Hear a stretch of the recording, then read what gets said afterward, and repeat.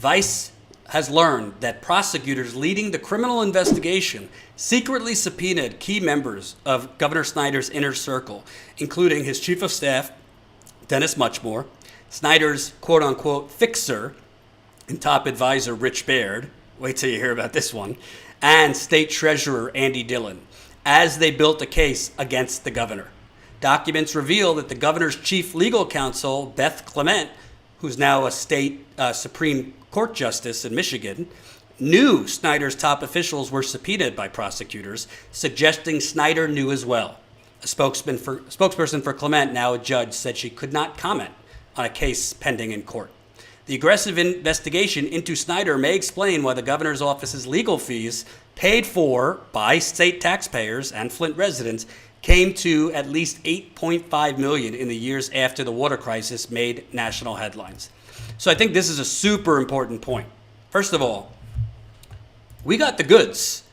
Nobody else knew that basically Snyder's top officials, his chief of staff, his treasurer who signed off on the deal that ultimately led to Flint, signed off on a very important deal that not directly but indirectly led to them switching to the Flint River. His top advisor, think about all right, if you consider Rahm Emanuel was like Obama's henchman, this fixer, it was described to us, basically fixed all of Snyder's problems. Was in Michigan government, Richard Baird was known as kind of the governor's enforcer.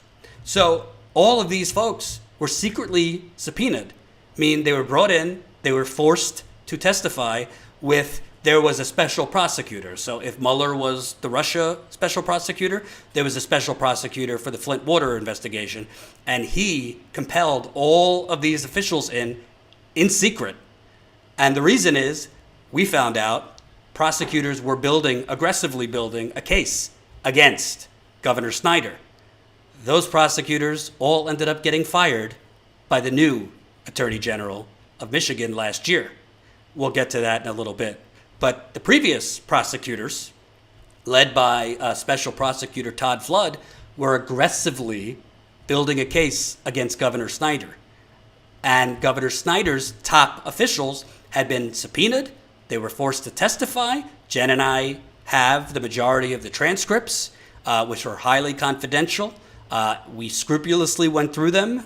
There are hundreds of pages of these interview transcripts. We, by my count, probably found at least 50 to 100 lies under oath. If we would have put every lie under oath, the story would have been like 30,000 words. We got it down to 9,000. But what this shows you is everybody in Flint and a lot of state taxpayers are wondering, why are we paying millions and millions of dollars for Governor Snyder's legal defense if he's not being prosecuted? Why is this governor charging the taxpayers of Michigan and the residents of Flint? You're talking $8.5 million total for his office on criminal defense attorneys. Well, now we know, because the governor knew he was under heavy investigation because his chief legal counsel, his top lawyer, was aware that his treasurer was brought in, was aware that these other people were brought in. It was very, very, very major news because it explains why this governor was charging taxpayers $8.5 million for criminal defense fees. He was under criminal investigation. They were building a case against him. For some reason, the special prosecutor was fired that was building that case, and frankly, thrown under a megabus by the new attorney general. We'll get to that later.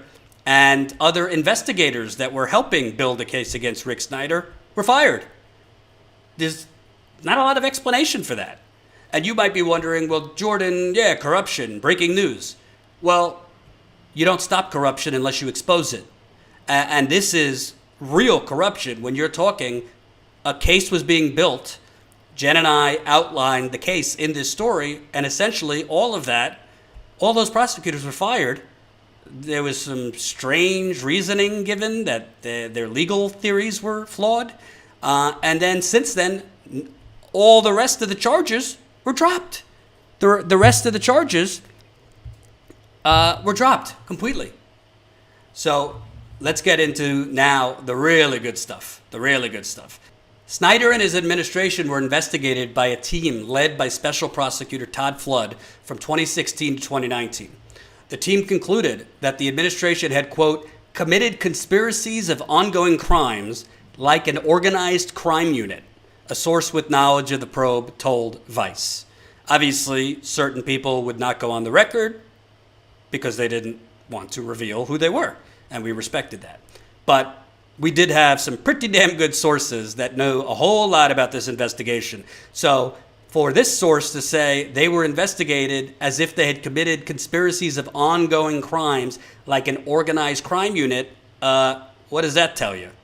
But before a case against Snyder could develop, the state's newly appointed Attorney General, Dana Nessel, fired the top prosecutors and investigators pursuing the case. Investigative subpoena documents obtained by Vice, along with details from sources and with knowledge of the Flint water criminal prosecution, reveal Snyder was warned about the dangers of using the Flint River as a water source a year before the water switch even occurred. Let me say that again. The governor of Michigan was warned, our reporting indicates in person, that the Flint River would be a dangerous water source for Flint to use over a year before the water switch. Snyder was warned about the dangers of using the Flint River as a water source a year before the water switch occurred. This has never been reported before. So for the people saying, oh, I saw some asshole tweet, there's nothing new in this story. Literally everything is new. Everything. So you might have just knew this in your gut, but there's been no confirmation. That's what this story is. We also found out Snyder had knowledge about the Legionella outbreak in Flint as early as October 2014, 6 months after the water switch and 16 months earlier than he claimed to have learned. Let me just spell that out. Governor Rick Snyder stood with his hand up in front of Congress, and he told Congress in 2016 that he first found out about the deadly Legionella outbreak in Flint in January of 2016. And he says he held a press conference the next day to inform residents. One of his officials, Harvey Hollins, had contradicted him under oath, saying that I told the governor in December 2015. So we already know that Snyder lied once about when he first found out, because one of his officials, Harvey Hollins, who was his urban affairs director, testified that he had told Snyder about the deadly Legionella outbreak in December 2015. We found out Snyder first knew about it in October 2014. Why is that so important? October 2014 was 6 months after the water was switched. Yes, there was a whole lot of people developing Legionella at that point, but it was still early enough. By the way, Legionella is a very, very deadly bacterial outbreak that if you get it, you could die, and a lot of people did die. It's the deadliest. It's the deadliest waterborne outbreak. It's the deadliest water disease you could get. So here you have a governor. Our reporting indicates found out about this in October of 2014, and said nothing. And his top officials stopped the news from even getting out.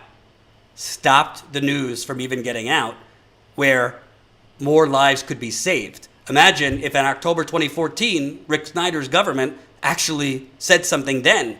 People would have immediately stopped using that water. People could have went to the doctor to see if they had Legionella. Health efforts could have been made for people, because a whole lot of people died after October 2014 of Legionella in Flint. But when he found out, we found out that when he found out about Legionella, it was several weeks before his re-election, and extraordinary measures were taken. Extraordinary measures were taken for the information not to get out. For the information not to get out. We also found out that in this critical October 2014 period, again, 6 months after the water switch, you got residents complaining of rashes, hair loss, other ailments. They're complaining about smelly water. They're complaining about the odor, the taste. You have children getting rashes. I've spoken with people who were getting nosebleeds. You have pastors. Flint pastors are complaining to the governor. we found out that Governor Snyder himself, his top officials, and officials from the state health department were in a heavy dose of communication in October 2014. They were speaking around the same time as emails were going around between Snyder's environmental and health officials about Legionella. So Snyder himself was in communication with his top officials and officials at the health department pretty much within days of these emails and phone calls coming in about Legionella. That evidence was part of what prosecutors were building a case against Snyder for. Yeah, they covered it up as best as they could, and they did a darn good job, because until now, no one's truly uncovered exactly what the timeline was here. So they covered it up and people died. This is murder. Hope you enjoyed that last video. Hop on over to statuscoup.com where you can sign up for our email list and become a member for as low as $5 to $10 a month. Membership is how we grow. That's statuscoup.com/join. And remember, join our email list so we can grow the revolution with you.